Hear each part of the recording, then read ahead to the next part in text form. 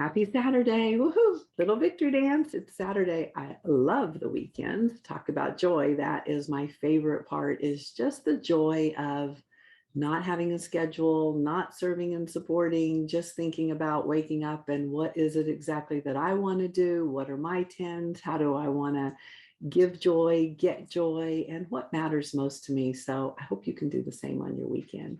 Today, let's talk about rituals and routines, because factually, we know that whenever you write in your journal or write down what you're grateful for before you go to bed, it helps you sleep better.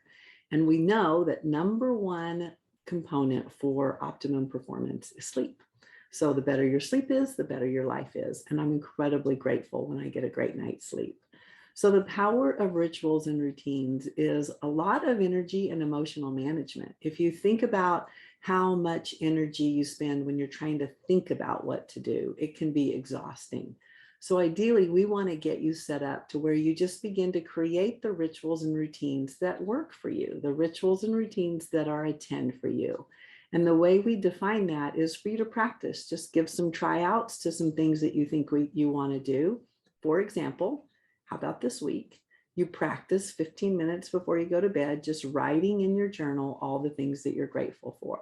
And then document, how is it doing for your sleep? Do you notice a difference on a scale of 1 to 10? What is your sleep pattern when you do this new ritual and routine? The great part about statting it up is that it gives you a baseline to really determine, is what you're investing in paying off based on whatever your desired outcome is. So remember, rituals and routines are setting you up in a way that you figure out what you want to do. That's your ritual. You're going to figure out how you're going to do it. So we're going to do it for this one, for gratitude. We're going to do it 15 minutes before we go to bed. We're going to write in our journal just all the things we're grateful for. And how are we going to sustain it? We're going to do it right before we go to bed every night.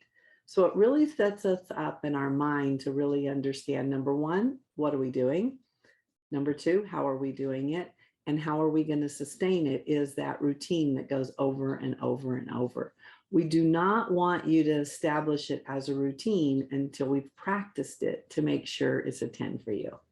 So the joy of this journey is figuring out, what are my 10 rituals and routines? We're starting with gratitude today, and it's right before you go to bed. Stat up how well you're sleeping. Wake up in the morning, figure out what breakfast really gives you a 10. Every time you create breakfast and you eat it, ask yourself, what's my stat on this?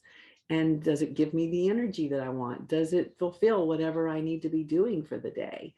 And then be able to move into the conversations you're having, the meetings you're having, the work you're doing, the fun you're investing in.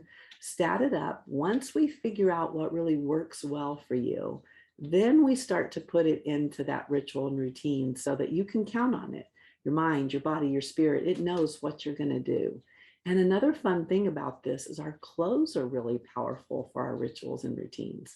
If you think about athletes, they come in their street clothes, they walk into the locker room, they change into their workout gear or their game gear.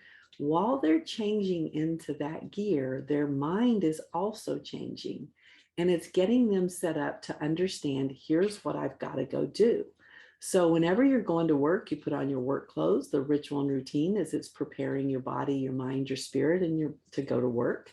When you come home, make sure that you change out of your work clothes, just like an athlete changes out of their game gear and into street clothes, so that your mind knows that game is over or that performance is over and it's time for me to rest and recover.